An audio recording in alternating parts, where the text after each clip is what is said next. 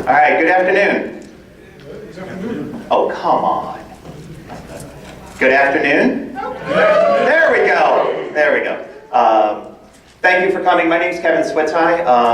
I am here to talk to you today about how we can improve our proposal review process and our approach using examples from Pixar Animation Studios and how they come around with their films. So to give you kind of an overview of the agenda, I'm going to give an introduction, talk about how I came to this conclusion that Pixar was something really worth looking at, discuss the idea of the brain trust in the Pixar model, and then talk about how we can apply it at departmental levels and also give some actionable things we can do on an individual bid level.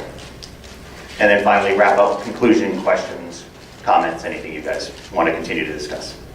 So real quick, first of all, how many of you are from the Liberty chapter? Are any of you from New Jersey?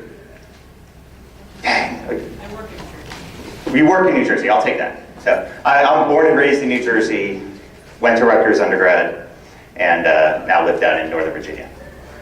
Been there for about 12 years. So proposal reviews are probably the part of our process that we hate the most. We all have our proposal review war stories. I'm going to ask you for some in just a minute. But situations where we ask 6 people to review, they all agree, and the deadline comes and we get 1 set of comments. Or we get 6 sets of comments, and they are all, change this word, or you forgot a comma. Or worst of all are those where the reviewers treat our contributors and the document like a piñata and just bludgeon them over and over again. These are actual comments from proposals that I've run in various sectors of the government. I work mainly in the federal government, so you're going to see some examples from there. The bottom one is literally is literally word from a USAID proposal that we did for West Africa. But the thing about these comments, some are funny, some are not, but they are all completely unhelpful to our process. I'm going to talk a little bit about that in a minute. But before I do, I want to know, I want to ask you guys, who's got some review war stories? I've got some, but I don't want to have to give them. I'd much rather get some from you because I learned a lot from that. Seriously? Come on, guys. Somebody's got to have a war story of a proposal review that went wrong. Yes, thank you. Because just reading at the comments, it triggered some comments that I've received, and it happens kind of often where you put a placeholder and says this needs some input, further input, or something like that. It's like a placeholder, and then I get a comment back and says this is an incomplete thought. I'm like, huh? It already says there. It's really incomplete. That's good. That happens way too often. Yeah. This is a long time ago, I had a reviewer would, this is kind of like their little thing, that when there was something with a response, they would just put question marks. Nothing more, just question marks. Kind of like that top right one, right? Don't you have a better description than that? Kind of, but not even words, it would just be question marks. Yeah. Those are that most helpful comment, right? Oh, yeah. Yeah.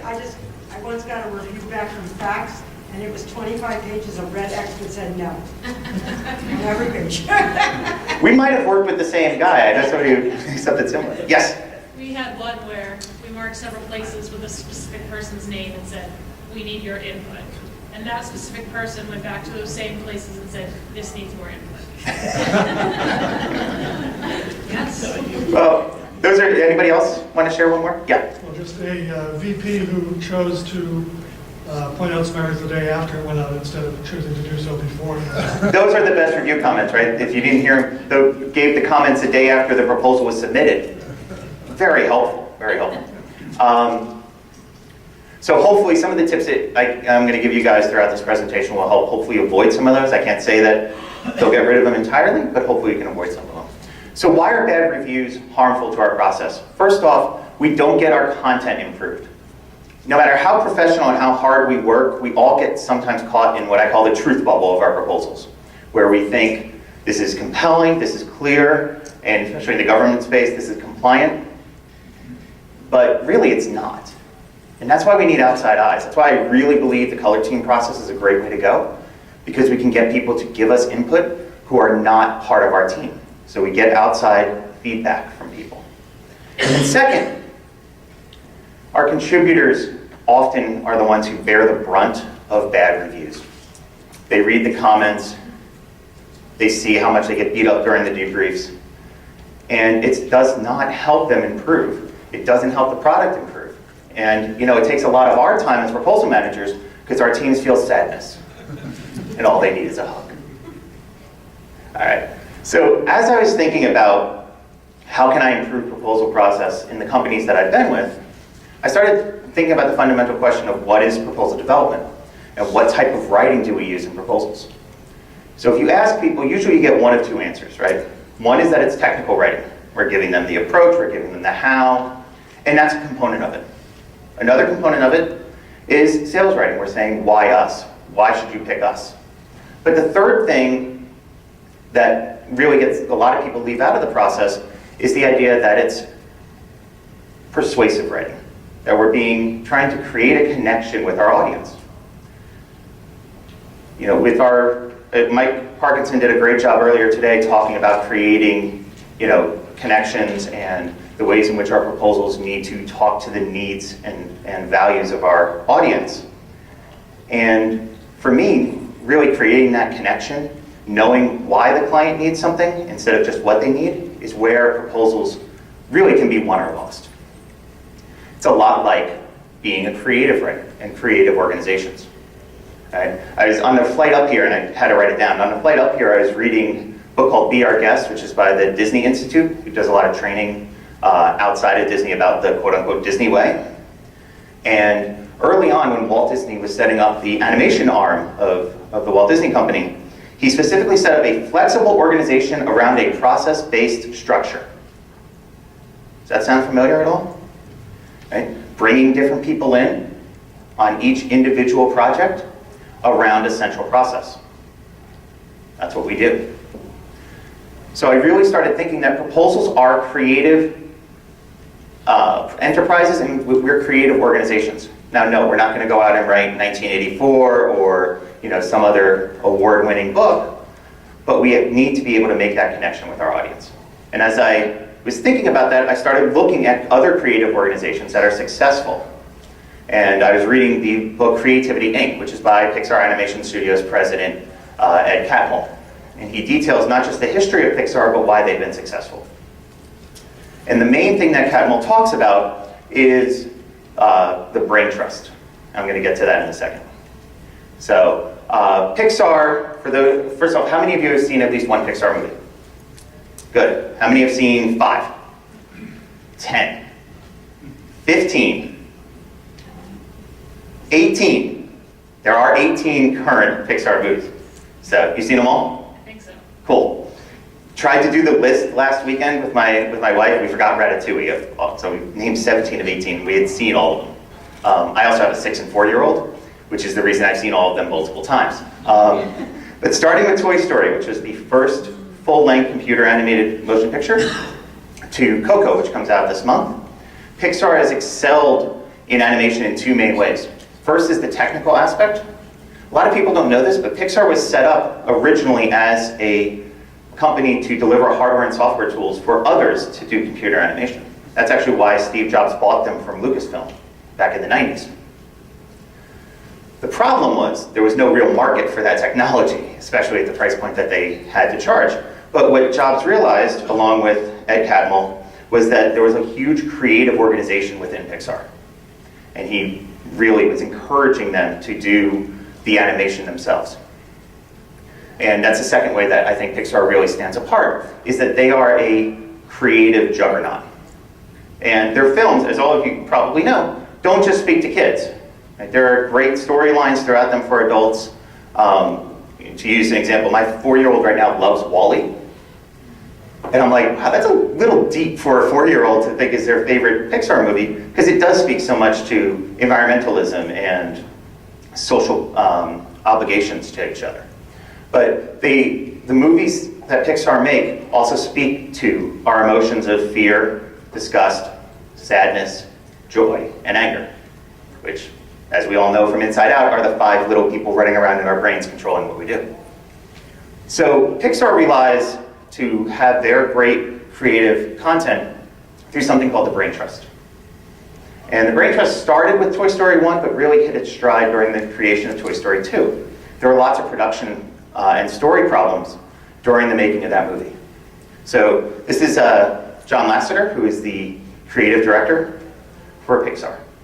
And he took over production of Toy Story 2. And the fundamental problem they had was around the central storyline and how to make it believable. For those of you who haven't seen Toy Story 2, Woody, our cowboy doll, is struggling whether to return home to his owner, Andy, be a toy, live out the fundamental purpose of a toy, which is to be played with and loved, but knowing that down the line, Andy's going to outgrow him and abandon him. Or to go to a museum in Tokyo, because what we learned during Toy Story 2 is that Woody is not just any cowboy doll, but was the star of a hit 1950s television series, and could go to a museum in Tokyo, be adored forever, but behind glass and never be played with. How they could make that storyline believable was the fundamental problem that they had. How will people actually think that, especially after the trials and tribulations in Toy Story 1, that Woody would go? And the plot device they used was a secondary character called Jessie. Jessie was a member of Woody's Roundup gang during that 1950s show. And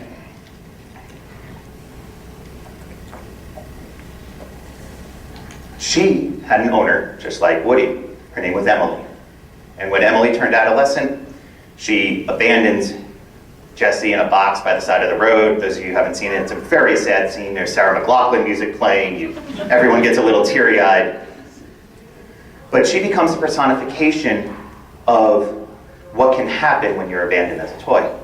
And Woody's connection with that character is how the filmmakers were able to make the audience believe that Woody would actually go to the museum. I won't give away the ending by telling you what happens if you haven't seen it. But from that initial group of creative minds, the Brain Trust has continued to expand as Pixar has expanded. Today, it involves a rotating group of individuals within the company.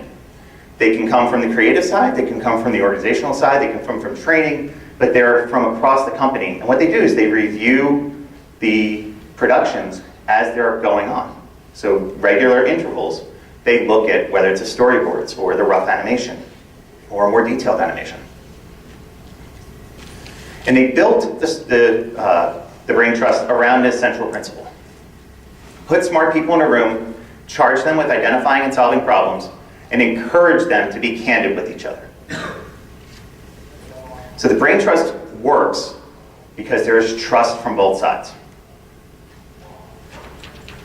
The reviewers, those who are part of the Brain Trust, know that the audience is going to, that the filmmakers are going to take the comments they have on board, thoroughly and thoughtfully consider them, and work towards solutions for the problems that have been identified. At the same time, the filmmakers know that the comments are coming from a good place. These are not vindictive comments. These are not personal attacks, that they are towards building up the product. They are not question mark, question mark, question mark. And when I started reading about this, I realized how much that parallels what we need to get out of our review process. So the Brain Trust also has seen an expansion within the Disney universe. 2006, Disney bought Pixar, and Catmull and Lasseter expanded their roles and took over both Pixar and Walt Disney Animation. And on the Disney side, they put in the Story Trust, which is basically the same exact concept that they've been using at Pixar for all these years. Some of the movies that have come out of this process, Moana, Big Hero 6, and this little movie about sisters, I don't know if you've heard of it, Frozen, is anyone? Marvel is now also part of the Disney universe. They also use something called the Creative Council to build all the storylines in the Marvel Cinematic Universe. So these creative organizations are using this process to continually improve their product. So how can we apply that to proposals? I'll talk at both an organizational level and an individual bid level. So at an organizational level, we can put in processes and approaches that help bring about this kind of approach that can really bring this type of honest, constructive criticism and feedback to our bids. Now, I found it very useful at the last 2 companies I had in the government contracting space. We're considered mid-sized companies. We're in the $80 to $100 million range annually. Proposal teams of 3 or 4 people. I found it easy to do in those companies because I had the ability to reach out across the organization. You know, we're very entrepreneurial. We're able to kind of take processes and make them our own within our organizations. In a large organization, if you're bound by, you know, very strict, rigid, ISO-compliant processes, you still can do a lot of this because you're not changing the fact that you're doing reviews. What you're doing is you're encouraging better feedback and better involvement by your reviewers. Now, if you're working on an individual bid level, yes, you might not be able to implement a full brain trust model like this, but there are very specific steps that you can do to promote that type of feedback and input during your review cycle. And I'm going to break each of these down into some actionable steps in just a minute. So, brain trust model at an organizational level. The first thing is that recognition of proposals as a creative enterprise. Now, here's an example from the IT space. You might not get people to believe that proposals are creative. You know, sometimes people, the example I always like to use is agile development. In the government space, there are people that if you say agile development, they will run for the hills. They think it's unstructured and just a bunch of people sitting around in their basement coding after midnight, drinking Dr. Pepper and eating Cheetos, and there's no structure, there's no documentation. With those customers, we don't call it agile. We say iterative software development. That they like, right? Same principle applies here. If you go to your boss and you say, you know, I learned, I was thinking about the fact that, a lot of ways we're a creative organization. They laugh at you. Just use that quote that I used before. We're a flexible organization that's built around a process-based structure. And I really think we can add some value by doing X. Same concept, just a little bit different language. The second is to create an environment of trust between your contributors and your reviewers. Now, this is probably the hardest part, because you need to make sure that both sides understand what they're getting into. One of the key ways that the brain trust works is that there is no hierarchy in the brain trust model at Pixar. So if John Lasseter makes a comment and the filmmaker doesn't agree with it, they can disregard it. And I'll talk a little bit more about how we can do that in proposals in a minute. But at the same time, John Lasseter's comment has no more weight than the junior animator who's in a brain trust review for the first time. It's important when we're doing our proposals that we keep that kind of level playing field with the comments. So on the reviewer side, what I like to do is the people that review a lot in our organization, the ones that are members of our brain trust, I talk to on a regular basis about here's what a good comment is, here's what a bad comment is. Talk about this, the reasons that good comments help encourage our writers, that they spark creativity, that they get them on track, they get them enthused about what they're working on, and the harmful impact of negative comments. People turning off, people getting angry, people being disgruntled. So my reviewers understand that. And if my writers can understand that this is all part of a process to make things better, and more importantly, that they can divorce themselves from their work and remember that you are not your proposal, you are a person, your proposal is an object, okay? Yes, you poured your heart into it, but they are words on a page. And if somebody attacks your words on a page, they're not attacking you. Yes, sometimes we have to play counselor a little bit as a proposal manager. But as I continue to work with my organization, I've continued to reinforce those ideas. So you've got people to buy into the idea of how proposals should work. You've gotten your contributors and your reviewers to understand their roles. The third thing is to establish who your brain trust is. What I've done for our team is I've created a very simple Excel document that lists our key reviewers, the ones that give us the best feedback. The way we came up with that was talk with other people in the proposal team, talked with our senior executives across our organization to identify the people they think gave the best input and the best feedback, and put them into an Excel spreadsheet, and first talked about the strengths that they each have and areas that they're not so good in. For example, if you have somebody who is really good at knowing what the solution points are, and really good at knowing how wind themes need to flow throughout a document, they're going to be great on a blue or pink team, right up front. But if they have really bad grammar skills and can't spell, you don't want them on gold team, right? You don't want them on white glove.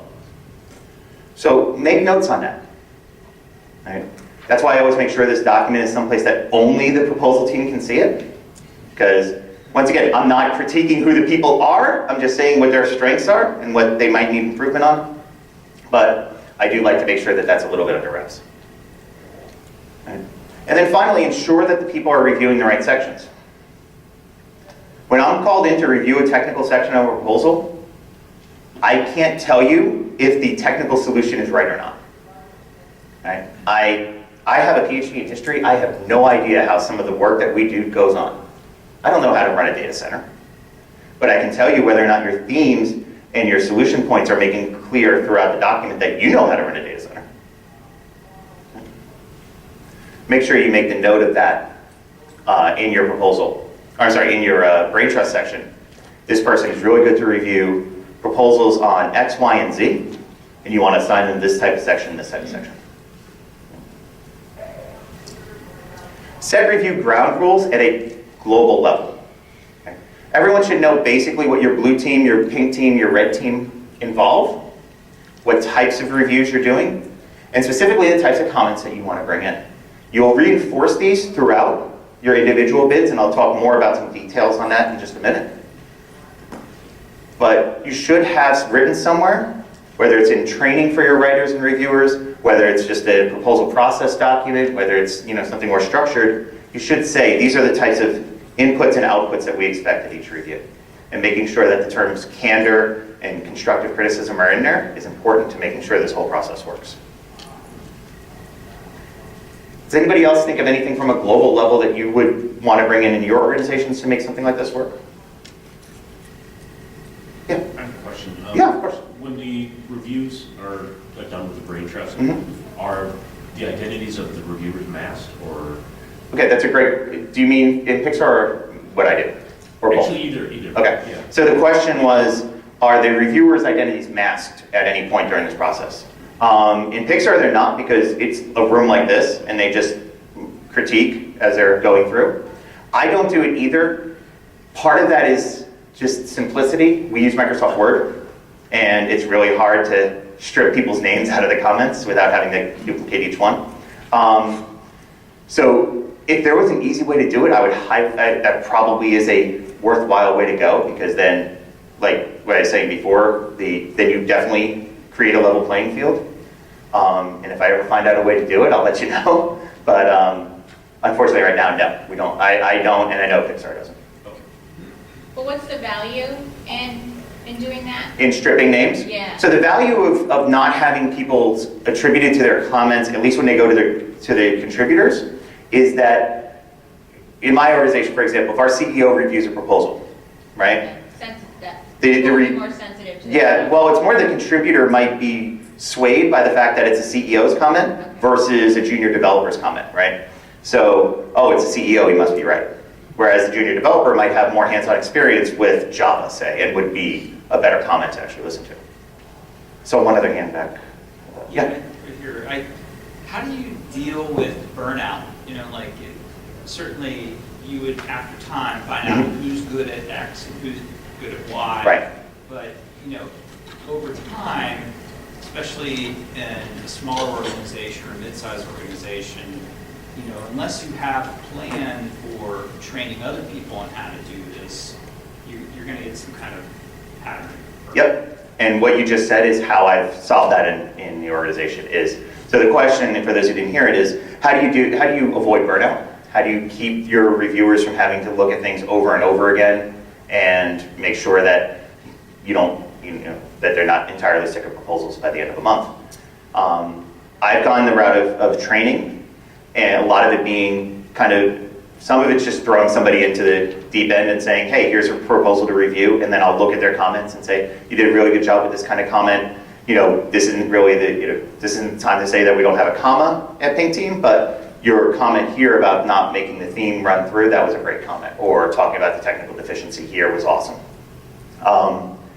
Beyond that, that's really the only way, is you either give them training up front and have people review, or you identify some of the high performers within your organization, the ones who have contributed on proposals or who have been involved in solutioning, or whose bosses say, hey, this person would be really good.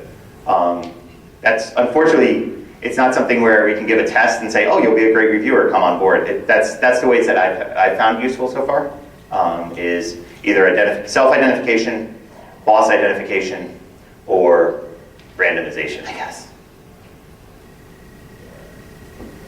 All right, so that was the organizational level, right? Think processes, tools that we can put in place to make this work across all our bids.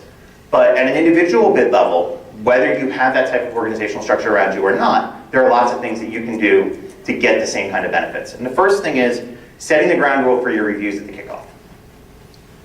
So when you have your kickoff, talk about what the color teams are, when they are, and the type of feedback that you're going to be looking for in each of those color teams. I like to make sure that my reviewers, if possible, are in the kickoff, especially on critical bids. If it's a small task order, probably not, but if you're dealing with one of your 5 corporate priorities for the year, you should have your reviewers in that kickoff so they know, A, what you're looking to do for the overall proposal, and B, how the how the review cycle is going to work. The second, engage your reviewers as early as possible to ensure they understand their role. Make sure that your reviewers are talked to up front before the review. I usually, once again, like to talk to them a couple days before each review, say, hey, this is what we're looking to do, here's the input that I'm looking for you to provide. I then reinforce that in the review instructions, and I'll talk a little bit more about how you can build your review instructions to get the type of comments you want in just a minute. Yeah? I would also suggest that you get to them as early as possible so that they can schedule a time in their calendar. That's a great point. Making sure that they can schedule a time in their calendar by getting early. What I like to do on that point, this is not something that's in the slides, but what I like to do is I'll send calendar invites for the review window and the debrief. So most of our reviews are done virtually or not in a room, so people can work at their desk or whatnot. What I do is I'll send them a calendar invite for the review window, say 8 to 3. I'll make it free, right? So that in Outlook it doesn't block off that time for them to do other things, but it's on their calendar, so they see it whenever they look at their calendar. And then the debrief I set as a actual meeting that has busy on it. Yeah. So I do that too, like to just set a time for Mm-hmm. the reviewer. But a lot of times I find that our reviewers would call in a meeting, call in Skype, and I feel like they really did spend the time reading it. So I know that's like a little for a lot of people in the room, but so my question is, like, I read this article very recently from Jeff Bezos, Mm-hmm. founder of Amazon, and he has this odd practice. He says quiet time. I know if anyone in the room has implemented that in their reviews, where he starts the meeting with a quiet time where everyone just sits together or be in a Skype conference and reads through the document, like the agenda, whatever, the draft. It could take to 10 to 30 minutes, and then from there, so that everyone's in the same field, like everyone has read through whatever documents that have been sent earlier. I don't know if that has been implemented by anyone here in the room. I've done it on a couple of bids, and I'm talking, $500, $600 million bids, where we'll even print it off and put people in a room who are reviewing the same section and allow them to talk and come to the debrief collectively. I think it's hard to do when you've got smaller, not critical bids, not corporate priority bids, that kind of thing. Because if you're setting off that time for them to, read it in the room, then you're taking up your meeting time. You might as well just put them in a room to review it on their own. What I found does also work, though, is we're a small enough company that I can either IM or, go see most of the reviewers during the day and say, hey Bob, how's that going? Hope you can't wait to see your comments at 3 o'clock. Kind of just reinforcing that a little bit. Sometimes I do get the look of, oh yeah, I'm supposed to do that today.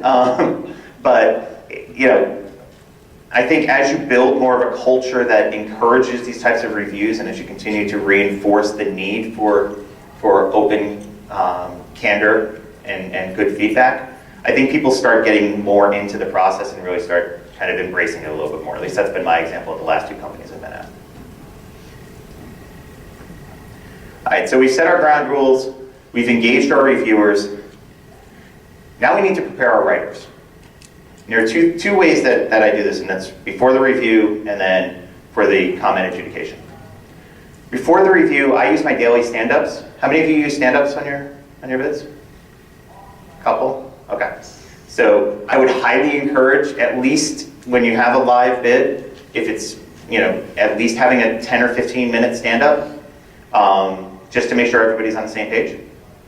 I found it very helpful, make sure that everybody's on track, make sure that everybody knows the most current information.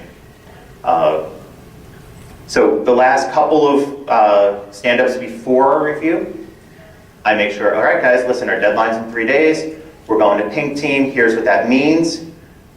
All right, we've got the reviewers and then we'll have the debrief at 4 o'clock. All right, so I make sure that they have an understanding of where we are in the cycle and what that next review is like. And then with the recovery process. Oh yeah, sorry. You talked a couple of times about debrief, and I understand it as what happens after you've lost a bid and you talk to the contract manager. What's your debrief? Okay, so the question was, I've been just saying debrief, and a lot of times that's post either winning or losing the bid. At the end of each color team review, I like to have at least a short meeting. I'll get a little more into it in a minute, but where the reviewers talk about their comments, especially the high-level issues and concerns, and go through the document as a whole, kind of what are the strengths and weaknesses in each section. I'll talk a little bit more about that in a minute, but that's what I've been saying debrief, that's what I meant, is a color team review debrief. Sorry for that.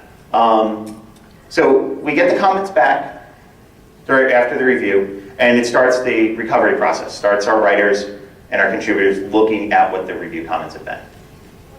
The first thing is, if I have the time, I tell my reviewers or my contributors, don't look at the comments until the next morning.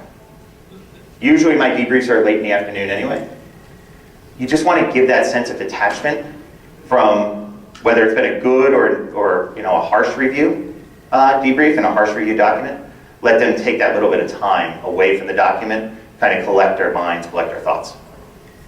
The other important part for me is reinforcing the idea that not every comment needs to be accepted.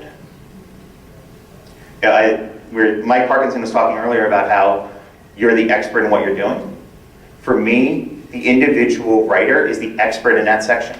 They're the only person who has the technical knowledge and the knowledge of our themes and strategies and solution. Right?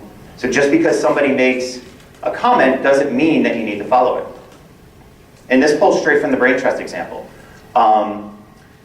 During the making of The Incredibles, the director, Brad Bird, brought the movie, an early draft of the movie, to one of the brain trust sessions. And for those of you who have seen it, there's a scene early on in the movie where Mr. Incredible and Elastigirl, Bob and Helen, are having a fight because Bob is moonlighting as a superhero. Superheroes have been banned in the world of The Incredibles. And they're having a fight over the fact that he's moonlighting, and she's very unhappy about it. And in the original scene, all you had was the dialogue. And the brain trust is like, whoa, this is bullying, this is not working. But the director, Brad Bird, knew that that was the dialogue he wanted. So he rethought about the scene. He reconsidered it. What he did was have Elastigirl grow. So now she's physically over Mr. Incredible, because how many of you have seen The Incredibles? Okay, so you know Mr. Incredible, real big, muscular, big guy. Elastigirl, small and petite. So now, from that bullying scenario, she's now his equal. So not only is the verbiage backs up the physical and vice versa. And so what Brad Bird said was, it's an example of the group knowing something was wrong, but not having the solution. I had to go deep and ask, if the dialogue is not wrong, what is? And then I saw it. Oh, that. So he brought this recut version to the next Brain Trust review for the film, and they loved it. And they were asking, what did you change in the dialogue? What did you change? And he said, nothing. Changed the visual to get the same message across. To bring it back to a proposal example, I had a large bid that I was working where my company was changing the way in which we did staffing. We were going with more of a approach where we were balancing workforce across multiple projects and trying to deliver more value for money. And it was something we hadn't done before, that we hadn't pitched before. And we get to Pink Team, and I had multiple reviewers say, this isn't working, bring back how we normally do staffing. But I knew that wasn't going to win on the contract, and we had decided this was a key theme. So I didn't bring back the old way of staffing, but I thought, why are they making this comment? What is wrong with how we've written it? And me and the capture manager sat down, kind of tore down the section, tore out the parts that really weren't strong, and built them back up, making that clear benefit case of why this would save them money and why it would be the most efficient use of our resources and give them the best bang for their buck. And when we did that, we went to Red Team, and the same reviewers were like, this is amazing, you did such a great job. And we're like, yeah, we just changed some of the language, didn't do what you actually said, but we took your comments under advisement and went through them. So what I tell my contributors is, you do not need to follow every comment that's in your review, but you have to consider them. Right? You have to be able to justify why you didn't follow a comment. Now, on critical bids, I'll give my writers a comment matrix that'll just have the page number and the comment. And if they don't follow it, I give them a little area to say this is why I didn't follow it. And it can be simple as, I chose to go with the advice and comment 132 instead of this one. Right? But I make sure they at least look at all the comments. Because once again, like those two examples, it might spark some way for them to be able to put together a better section. Set up the review process to get the kind of feedback you want. Every review that we do pretty much has a different type of outcome. If we're doing a massive, long-term, $500 million proposal that is, resource heavy on our side, we're probably going to do reviews before the RFP comes out. Like speaking from the federal government example. We're going to start our solutioning, we're going to start our writing ahead of time and build off of what we think the sections are. Those types of reviews are going to look for different comments than a 2-week task order where it kind of popped up and we decided to go after it. So Pink Team for that is going to look for different types of comments to make sure that we're really technically accurate and that we're being strong on that end, as opposed to, well, your solution really could use this, this, and this. Right? Make sure that you say in your review process the types of comments you want. Be honest with your reviewers as well. Right? Say, we know that section X is really weak right now, and we're working to identify the resources to build it up. The staffing section, we don't have our key people identified yet, so we haven't written that. We're 5 pages over page count right now. Help us identify places that we can cut. The main reason for putting these things in there is, A, you're being honest with your reviewers. If you're asking for honesty and candor from them, you should give it to them. And second, you avoid that comment of, hey, you're 5 pages too long. Hey, where's your program manager? If you're honest and upfront and say, hey, we know where we're short, focus on what we've done and if that's right. The second thing that I do is for red teams, especially on big bids, is I have my reviewers play evaluators. So at least in the federal space, and I think in the state and local, we get the requirements and we get the evaluation requirements, how the government's going to evaluate us, how they're going to score us.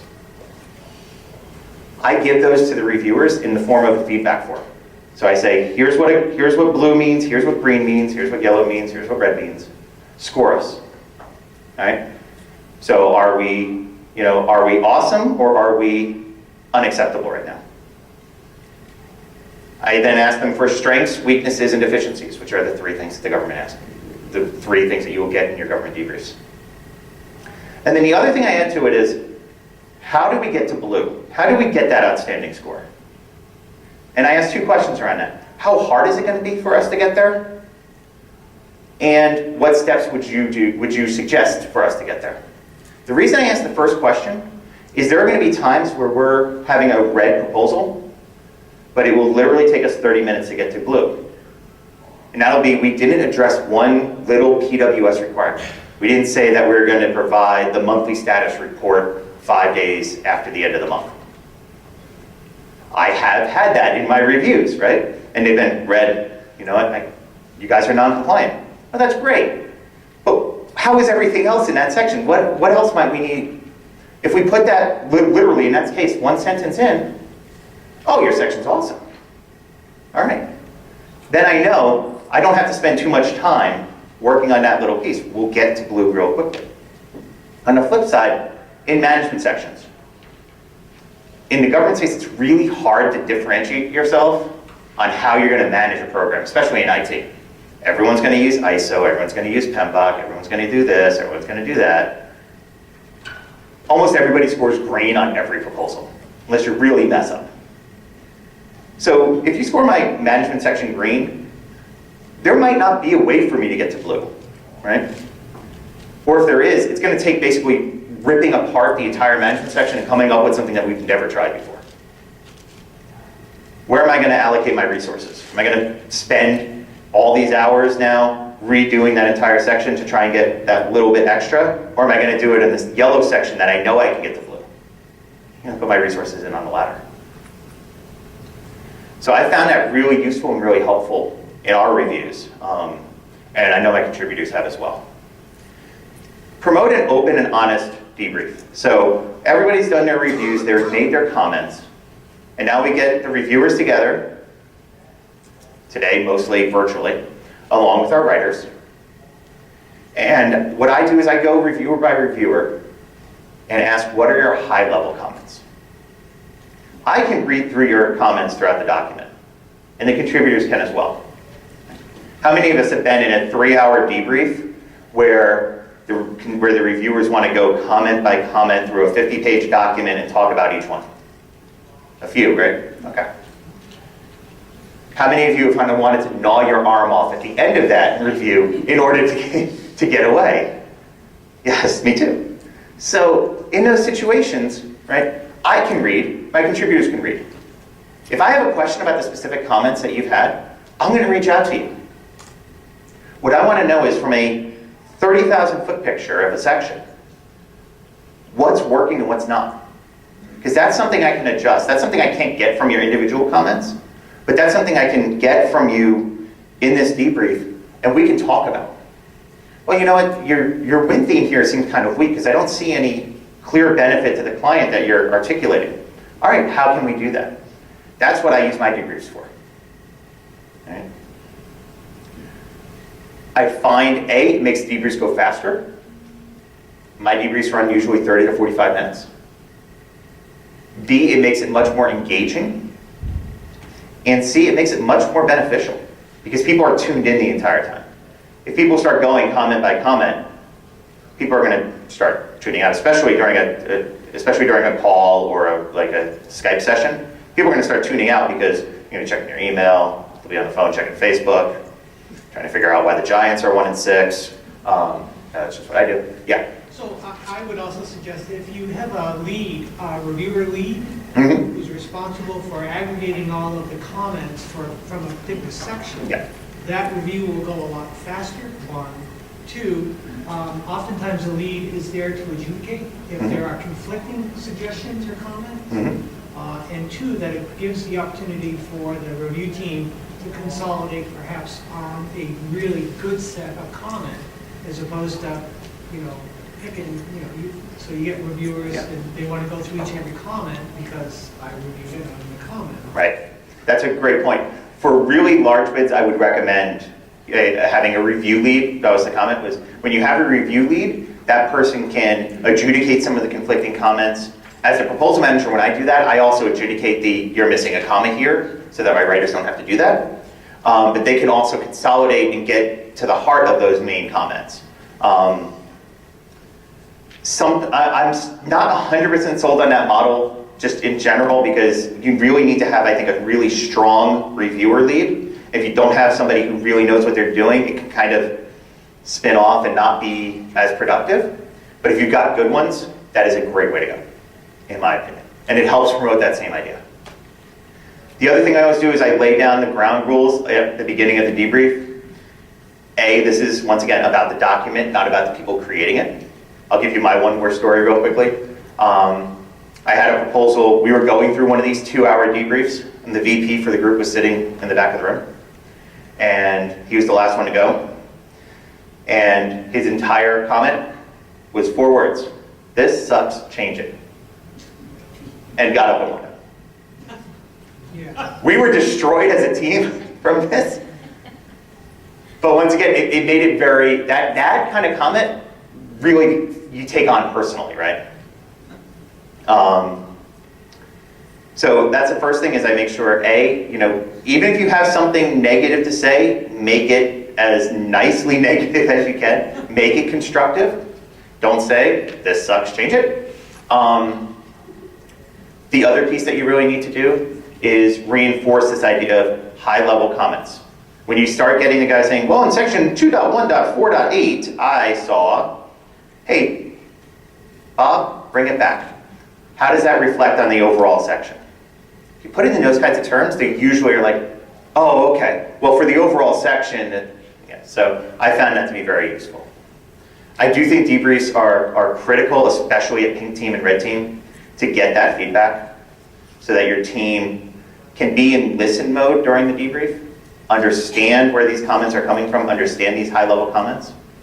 If they're having an issue with them, all right, I ask them to kind of bite their tongue and bring it up when we have our next meeting, whether it's a kind of a adjudication kickoff, where we kind of talk about the main level comments, or during the stand-up the next day.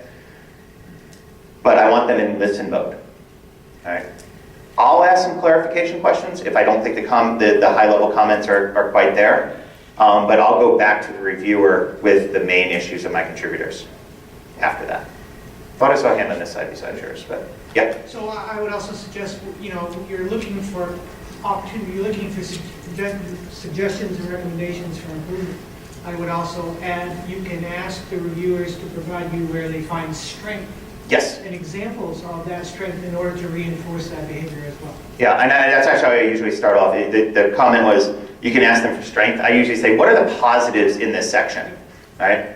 And they'll usually come up with at least one. Everyone's nice enough to usually come up with at least one.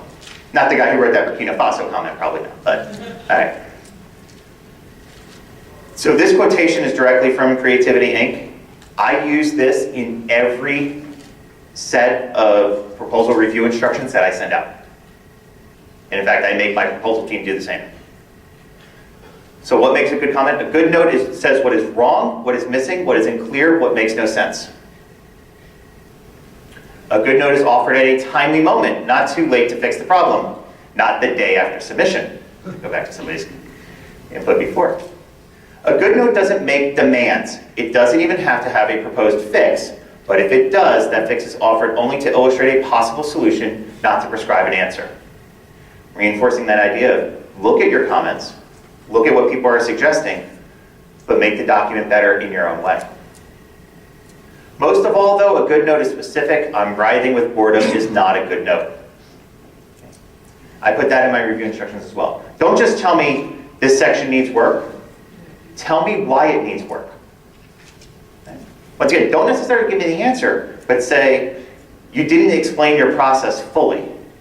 Don't just say this section doesn't work. Okay? They're going to post the PDFs of the slides if you guys want to steal this quotation and put it in your own instructions. I found it really useful. So in conclusion, we're always looking to put together the best possible bids. We're always trying to make sure that our bids reach our customers and make sure that we make clear what their needs, wants, desires are, and how we can help them get there.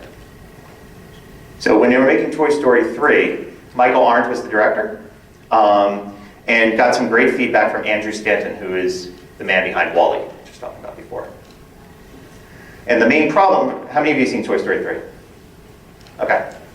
So the crux of the story is the toys have been left at a daycare center, the Sunnyside Daycare Center, where all the toys are under the furry thumb of Lotso, a pink stuffed bear with a limp who rules like a dictator. And obviously, in that situation, they want to overthrow the dictator. They want to put together a storyline that makes it clear and you know, a good story of how they do it. And what Andrew Stanton said that really got the idea going was, if you flip the army, then you can get rid of Stalin. So what the storyline Michael Arndt ends up coming up with is, of course, like any good dictator, Lotso has his enforcer, which is Big Baby, a baby doll. And he's able to, through the storyline, they're able to flip Big Baby from being Lotso's enforcer to rising up against him. Picks him up, throws him in a dumpster. The daycare center is free of its furry dictator, and all the toys go home happy. That was something that came up during the Brain Trust. If we set up that model in our proposals, we can get our contributors and our reviewers together to help make our proposals. And once again, direct quote, from suck to non-suck. Thought that was great when I was reading the book. I was working on a communications proposal for my last company, and we were having a lot of trouble with what we call our OV1, or our overarching ConOps graphic right up front that kind of, for those of you in Mike's discussion earlier, that showed the features and the benefits and, you know, the icons and everything. We were having a lot of trouble around that graphic. We just couldn't figure out how and what we really wanted to say.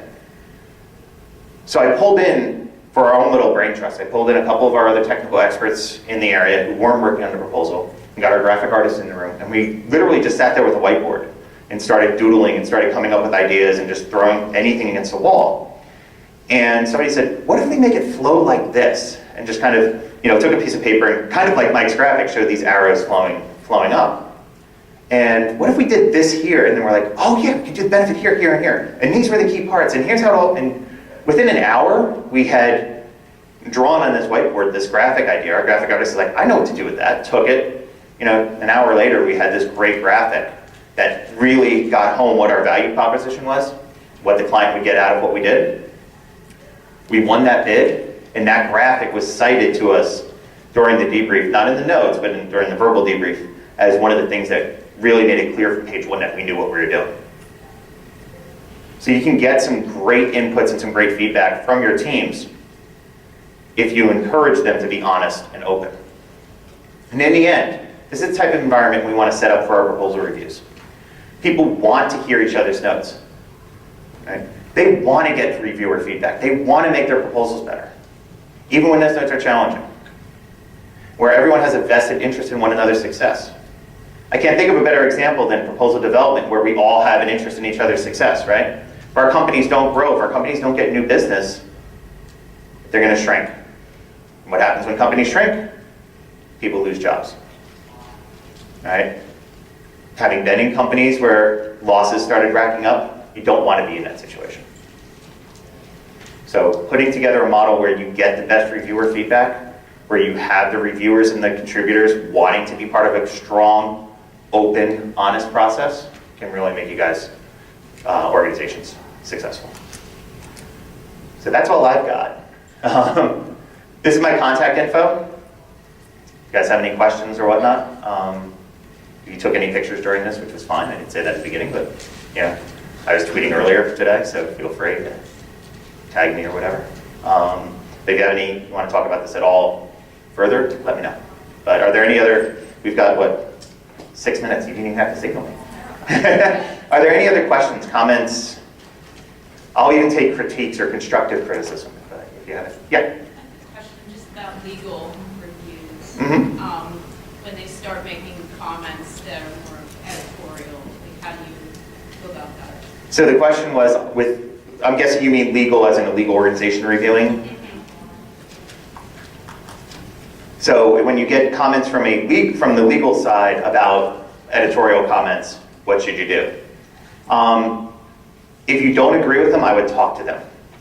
Because contracts and legal are critical, because you don't want to be promising things that either A, you can't deliver, or build something into your contract that is going to mess your company up down the line.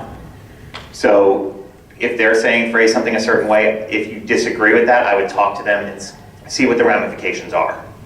But that's the one that I try and stay away from. If legal says don't say insure, I change it because I do not want it. I don't want it to come back in a year and be like, Kevin, you said they could do this.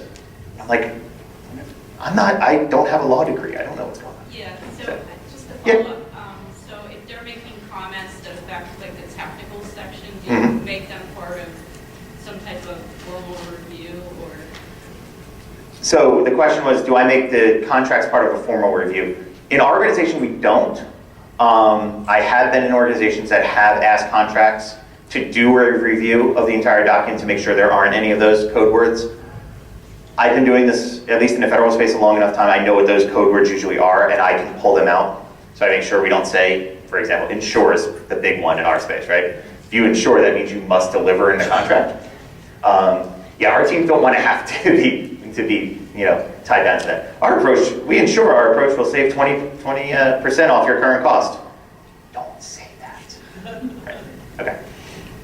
I hope that helps. I know it's a little wishy-washy, but. It does. I mean, sometimes we have those words, but then they just go off and try to change things that really, I think, are not their place. Yeah, like I said, I would talk to them, okay, is this getting us in contractual or legal hot water? And if it's the case, then you probably need to make the change. They're like, well, I just think it sounds better this way, and you don't. I'm not going to tell you ignore what your legal team says, but connect the lines. Yeah. So what we do for that, Janet, is I let sales meet the argument. So sales has to step in and settle that money. Okay. It's not my money to settle. Yeah. That's a good point. So her response was, let sales be the arbiter of that. Then you can sort of be still the impartial judge or the impartial arbiter over everything. So. Yeah, because they're the ones that are going to make the money, not me. That's true. In our organization, so we don't really have sales in our organization, but we'll ask the operations team because they're the ones who own it in the end, right? They're the ones who have to deliver. So if they're okay saying ensure 20% reduction in cost, I'm not the one that in the end, as long as I can document that, so-and-so said that was okay. Well, you have to have somebody who's an owner of it. Exactly, yeah. If you have whoever the owner is, if you're having a conflict like that, that's a great suggestion. Yeah. I kind of wanted to ask you about your schedule. A lot of the RFPs that we respond to have a 30-day turnaround, and you talked. And I know the different color-coded teams and stuff like that. When do you start reviewing in your process? Okay. So the question was, based on schedule, when do you set up your reviews? When do I start reviewing during the process? For the formal color team reviews, I usually like to kick off on day 3 so the RFP drops 2 days after that. I like to do my kickoff. That gives everyone time to read it, go through the document, make sure that everybody agrees that this is the way we're going. I usually go for pink team between 7 and 10 days after that. I err on the side of giving more time in pink development than red team development because I would rather them have the thoughts and the. I might just add. Might be. Time's up. So if you heard Mike before say, lots of people who think they're loud are not loud, I am loud. So I'll just be loud. So I err on the side of giving pink more time because then pink can be more developed and they can think more about the ideas. So I usually give 7 to 10 for pink, about 7 for red, and then give them about 4 or 5 days to clean up from red to give me their final documents. So those are the formal color teams. Now, I like to review the document daily. At worst, every other day. We use SharePoint. I have everybody work in a single document on our SharePoint site because we are an Office 365 shop. So everybody across the company can work collaboratively on the same Word document. They just can't work in the same paragraph. So I go into that document every day or every other day, and I make comments throughout the process, trying to make sure that when I get to pink team or red team, that I at least know kind of where they are and kind of have been able to steer them throughout. But that's how I look at it, because I look at my job as adding value throughout the process instead of just running a process. I try to make sure that our teams, when we get to those reviews, I'm not surprised by anything either. So when I go to our reviewers, they're fully aware of where we are. Does that help? Yeah. I got one more minute. Not even. Guys, thank you so much. I really appreciate it.